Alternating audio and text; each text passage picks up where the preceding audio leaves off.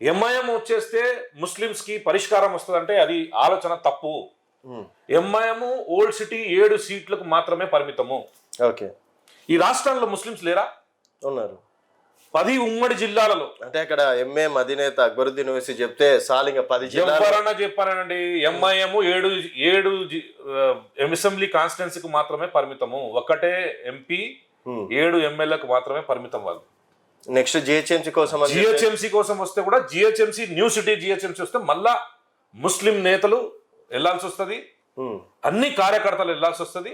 Definitely వాళ్ళతోటి వెళ్ళి మేము వాళ్ళకు ఒప్పించి మళ్ళీ ఓటు వచ్చే తీసుకునే ప్రయత్నం చేస్తామని చెప్తున్నాం. సో అండి, దీని విషయంలోనే మేము మొన్న 4 ఎమ్మెల్సీలలో ఒక్క ఎమ్మెల్సీ మాకు వస్తే మేము ముస్లింస్కి ఇవాళ మేము న్యాయం చేసినాం, మీకు ఉన్న ఇష్యూస్ అన్ని మేము నెరవేరుస్తామని ముందుకెళ్తామని ఆశించినాం.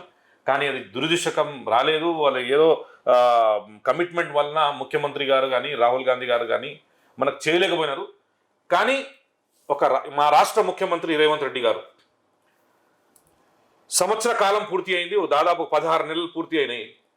ఇంత క్రుషియల్ టైంలో కూడా ఆయన అందరిని కలుపుకొని అందరినీ న్యాయం చేసే ప్రయత్నం చేస్తూ ముందుకెళ్తుండు. రేవంత్ రెడ్డి గారి మీద, రాహుల్ గాంధీ గారి మీద మాకు చాలా భరోసా ఉంది, ఆశలు ఉన్నాయి. ఇంకా రాబోయే రోజులలో ముస్లిమ్స్కి న్యాయం జరుగుతుంది, చెప్పిన వాగ్దానాలని పూర్తి చేస్తామని మేము అనుకుంటున్నాం. అయితే అండి, ఇప్పుడు నా పాయింట్ ఏంటంటే, సరే 17 కేసులు ఉన్నాయి, కాంగ్రెస్ పార్టీ కోసం 30 సంవత్సరాలు కష్టపడుతున్నారు, అండ్ మీనాక్షి నటరాజన్ గారు కూడా కాంగ్రెస్ ఫస్ట్ ప్రియారిటీ ఇస్తా అని చెప్పేసి అన్నది. సో రేపన్నాడు సరే ఎమ్మెల్సీ పోయింది, కార్పొరేషన్ చైర్మన్లను మీలాంటి వాళ్ళకు మీకు అవకాశం వస్తుందని నమ్ముతున్నారా? నమ్మకం ఉందా? ఇప్పుడు మీనాక్షి నటరాజన్ గారు వచ్చినప్పటి నుంచి కాంగ్రెస్ పార్టీ కార్యకర్తలకి ఒక మనోధైర్యం వచ్చింది. ఎందుకంటే ఆమె కింద స్థాయి నుంచి ఈ పెద్ద స్థాయి వరకు వచ్చింది. ఒకసారి ఎంపీగా ఉండి ఈ దేశానికి పంచాయతీరాజ్ సంఘటానికి అధ్యక్షుడిగా, ఇదే కాకుండా NSUI president, youth Congress president, ఇవన్నీ ఫ్రంటల్ ఆర్గనైజేషన్ చేస్తూ కార్యకర్తల కష్టాలు చూసుకుంటూ ఈ స్టేజ్కు ఆమె వచ్చింది. మేము గట్టిగా నమ్ముకుంటున్నాం, ఎవరేమైనప్పటికీ రాష్ట్ర వ్యవహారాల ఇన్ఛార్జు మీనాక్షి నటరాజన్ గారు కార్యకర్తలకి భరోసా ఇచ్చింది. నేను చేస్తా అని ఆమె చెప్పిన ప్రకారం మేము నమ్ముకుంటున్నాం, డెఫినెట్లీ మాకు న్యాయం జరుగుతుందని. అయితే ఇప్పుడు విజయశాంతి గారు కార్యకర్త కాదనుకుంటే ఓకే, కాంగ్రెస్ పార్టీలో ఉన్నారు, బట్ ఎమ్మెల్యే ఎన్నికల్లో కనిపించింది అంటే మళ్ళీ రీసెంట్గా నిన్న కనిపించడం అనేది జరిగింది. మరి దాన్ని ఏమంటారు? ఎలక్షన్స్ అప్పుడు ఇచ్చిన కమిట్మెంట్ అండి అది. ఆమె బహుశా ఎమ్మెల్యే సీట్ అడిగింది, ఎమ్మెల్యే సీట్ ఇవ్వలేకపోయినారు. అప్పుడే ఎమ్మెల్సీ ఇస్తామని మినిట్స్ ఆఫ్ ద మీటింగ్లో రాసుకున్నారు. అప్పుడు ఎలక్షన్స్ అప్పుడు ఎట్లా మేము ప్రభుత్వంలో రావాలనే ఆలోచనతో అందరినీ సామాజిక న్యాయం చేస్తూ ముందుకు వచ్చింది. అప్పుడు కమిట్మెంట్ చేసినాం. ఓకే, ఆ కమిట్మెంట్కి, ఎందుకంటే కాంగ్రెస్ పార్టీ అంటే కమిట్మెంట్ ఉంటుంది, ఇవ్వాలనుకుంటారా రేపనే ఉంటుంది. అదే భరోసా మీద కాంగ్రెస్ పార్టీలో మేము కూడా 30 సంవత్సరాల నుంచి పనిచేస్తున్నాం.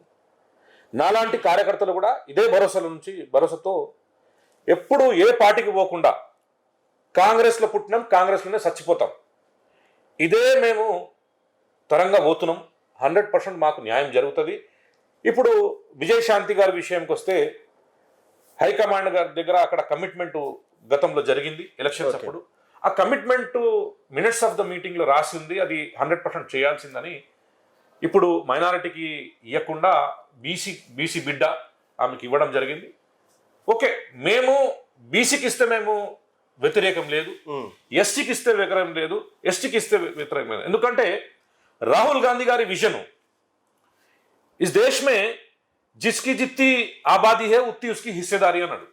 ఓకే, వాళ్ళకి వాళ్ళ పాపులేషన్ తగ్గిన వాళ్ళకు వాటా అనేది 100% ఇస్తారని చెప్పి ఈ తెలంగాణ రాష్ట్ర ముఖ్యమంత్రి అనుమల రేవంత్ రెడ్డి గారు 7.5 దశాబ్ద కాలంగా ఎవ్వరు చేయలేని కుల జనగణన మా ముఖ్యమంత్రి రేవంత్ రెడ్డి గారు చేసినారు. అన్ని వర్గాలకు ఒక ఫిగర్ అనేది వచ్చింది. ఎస్టీకి ఒక ఫిగర్ వచ్చింది, ఎస్సీకి ఒక ఫిగర్ వచ్చింది, మైనారిటీకి ఒక ఫిగర్ వచ్చింది, బీసీలకు ఒక ఫిగర్ వచ్చింది.